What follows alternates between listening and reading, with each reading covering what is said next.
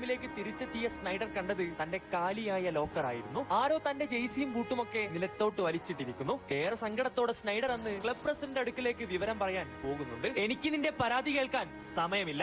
ഞങ്ങൾക്ക് ഈ സീസണിൽ ചാമ്പ്യൻസ് ലീഗ് നേടിയേ മതിയാകൂ. അതിന് നീ ഈ ടീമിന് ഫിറ്റ് അല്ല. തൽക്കാലം നിനക്ക് ഇവിടെ നിന്ന് പോവാം. പരാതി പറയാൻ റയൽ പ്രസിഡന്റിന്റെ അടുക്കിലേക്ക് പോയ സ്നൈഡറിന് തിരികെ ലഭിച്ച മറുപടികളായിരുന്നു ഇവയെല്ലാം. താങ്കളുടെ പുതിയ ടീം നേടുന്നതിന് മുമ്പ് ആ UCL കിരീടം ഞാൻ സ്വന്തമാക്കിയിരിക്കും. തന്നെ ഇത്രയും നേരം അപമാനിച്ച പ്രസിഡന്റിന്റെ മുഖത്ത് നോക്കി സ്നൈഡർ ഇത്രമാത്രം പറഞ്ഞ് നിറകണ്ണുകളോടെ ബെർണബ്യൂവിന്റെ പടികൾ ഇറങ്ങുന്നു. 2 ദിവസങ്ങൾക്ക് ശേഷം സ്നൈഡറെ തേടി ഹോസെ മൗറിനോയുടെ ഇന്റർ മിലാൻ രംഗത്തേക്ക് വരുന്നു. ഇന്ററിൽ നിറഞ്ഞാടിയ സ്നൈഡർ തന്റെ ആദ്യ സീസണിൽ തന്നെ ഇന്ററിനായി ഒരു UCL കിരീടം നേടിക്കൊടുക്കുന്നുണ്ട്.